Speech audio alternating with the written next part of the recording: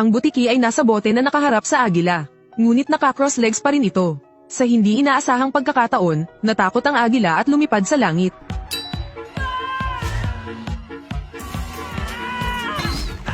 Tumayo din ang maldita na palaka.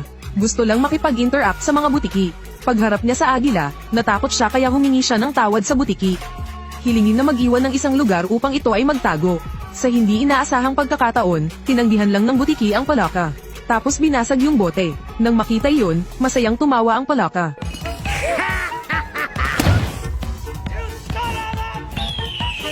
Ang pangalan ng butiki ay Rango. Orihinal na isang layaw na alagang hayop. Ngunit bago niya ma-enjoy ang saya, isang aksidente ang nangyari. Dahil dito, ito ay inabandona sa highway. Ngunit ang mga mapagkukunan ng tubig dito ay napakakaunting. Ang tango ay layaw araw-araw. Hindi makayanan ang sikat ng araw na ito.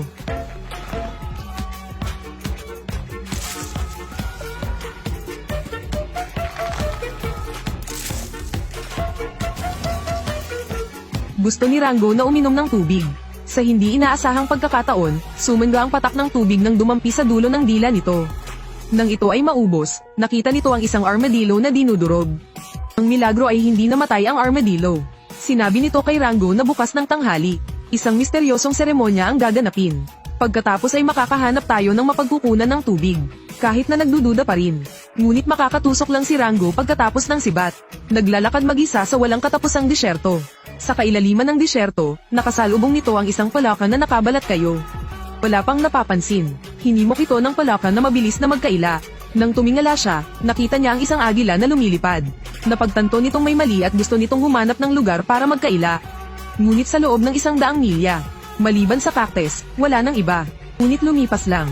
Tapos nasaksak ng hedgehog. Huwag kang maglakad pabalik-balik. Sayang naman kasi yung eye-catching shirt ni Rango. Pagkatapos ito ay natuklasan ng isang agila. Sa sobrang takot, makatakas lang ito. Buti na lang at nakakita ito ng glass bottle. Isa pa, nakapasok siya sa tamang oras. Sa wakas ay nakatakas sa bote. Nakilala muli ni Rango si Dao sa disyerto. May ugali itong si MS, Dao. Iyon ay kapag ito ay nakakakuha ng pagkakakonekta paminsan-minsan, nakatayo doon na nalilito. Pero hindi mapipigilan si Rango na maging kaibigan niya. Dinala niya si Rango pabalik sa bayan. Tapos umalis na yung driver. Sa hindi inaasahan, ang mga yamang tubig dito ay napakakapos din. Isa pa, mukhang napakalungkot. Ang Rango dito ay sobrang boring. Agad na ginaya ang paglalakad na anyo ng mga lokal na tao. Pumasok siya sa bar, balak niyang umorder ng isang basong tubig sa waiter. Nagtawanan ng lahat ng nandito. Dahil ang tubig dito ay isang mahirap na mapagkukunan. Tanging alak lamang ang makakapagpawi ng uhaw. Nabalisa ang kalooban ni Rango. Ayokong minamaliit ako ng mga kababayan. Kaya't nagsimula itong magsenyas. Ipagyabang kung gaano siya kagaling noon. Saglit na natigilan ng lahat. Akala ko may malaking tao na pupunta sa bayang ito. Pero kung magyayabang ka, tatamaan ka ng kidlat. Sa sumunod na segundo, biglang sumugod ang isang boss level na karakter. Nahaharap sa ganitong uri ng karakter. Tapos ang galing ng sumunod na ugali ni Rango. Hinugot niya ang tabako sa bibig ni Bill, sa kanilagok iyon. Ang ganitong uri ng pagkilos ay natakot sa lahat. Pero nagsisi siya agad. Nakabara kasi sa lalamunan ang tabako. Hindi na kinaya ni Rango. Napakahusay. Ang lizard guy ay nagiging inihaw na butiki. Ngunit makita ang mabait na mata ng ibang tao. Kinuha ni Rango ang isang basahan na hindi nalaban sa loob ng 20 taon. Tulungan ng higanteng butiki na patayin ang apoy. Sa hindi inaasahang pagkakataon, hindi pa naapula ang apoy, na lalong nagpahiya sa eksena. Natapos na ang relasyon ng dalawa. Inilabas ni Bill ang kanyang pistola at inihagis kay Rango. Sabihin mo sa kanya na makipag-duel sa akin na parang mga lalaki. Pumunta sila sa labas. Napaka-tense ng atmosphere. Ngunit hindi marunong gumamit ng baril si Rango. Sa gulat, nawala ang sinturon niya. Sa kabutihang palad sa langit ay may lumitaw na itim na anino. Lumitaw na naman dito ang pamilyar na agila. Kapag masama ang pakiramdam ng mga tao, tumakas sila. Tanging si Rango lang ang nakatayo roon, sa pag-aakalang ang kalaban ay natakot sa kanya at tumakbo palayo. Pakinig kang mabuti sa akin. Kung si Rango, napunta ako sa lugar na ito. Dapat may itsura din ito nang dumating. Dahil dito, nakita ko ang agila na nakatingin sa akin. Sa sobrang takot ni Rango ay tumakbo siya palayo. Ang bilis na iyon ay mas mabilis kaysa sa isang rocket. Sa huli, aksidente nitong nabasag ang agila hanggang sa mamatay. Nagiging bayani ng bayan si Rango. Nagtipon ng lahat sa paligid ng Rango upang salubungin ang alkalde. At bilang pagkilala sa mga tagumpay ni Rango, binigyan ng alkalde ng bagong pagkakakilanlan si Rango. Ito ang bagong sheriff ng bayan. At umangkop si Rango sa kanyang tungkulin. Magpanggap na tagumpay sa harap ng lahat, ngunit ang bayan ay nanganganib din sa kamatayan dahil sa kakulangan ng tubig. Ang araw na iyon ay ang araw ng pamamahagi ng tubig sa mga tao. Ngunit wala ni isang patak ng tubig. Wala na ring tubig ang water bank. Nataranta ang mga tao at muntik nang masira ang bangko. Sa sandaling ito ay tumayo si Rango. Sinabi niyang poprotektahan niya ang pinagmumulan ng tubig ng bayan. Nang gabing iyon, 3 nunal ang nakilala ni Rango. Ngunit ang lalaki ay walang nakitang panganib. Akala mo dumadaan lang sila. Nagbibigay din ng mga toll at lisensya sa paggalugad para sa kanila. Dahil dito, ninakawan ang bangko. Napagtanto na lang ni Rango.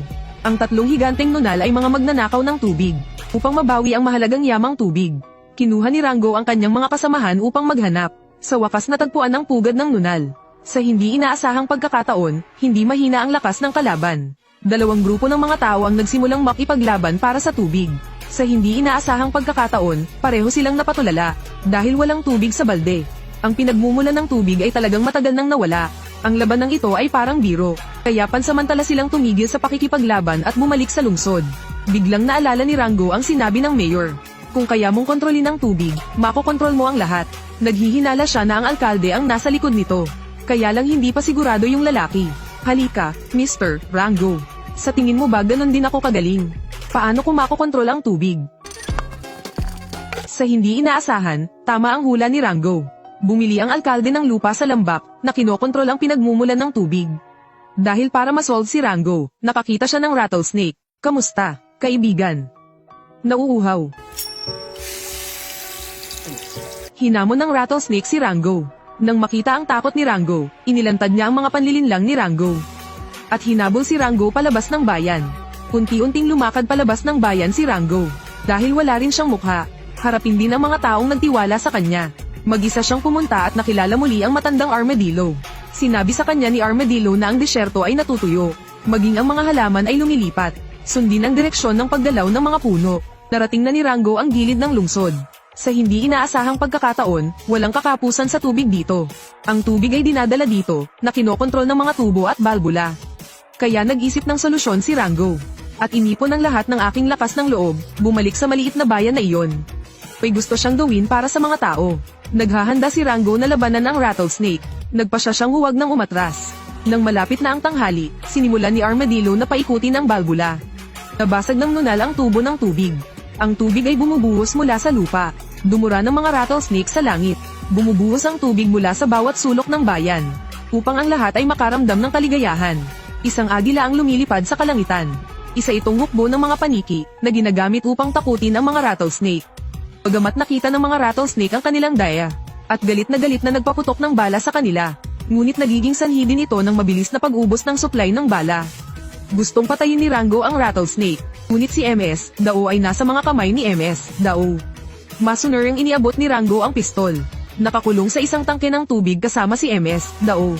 Sa hindi inaasahang pagkakataon, nanalo si Mayor.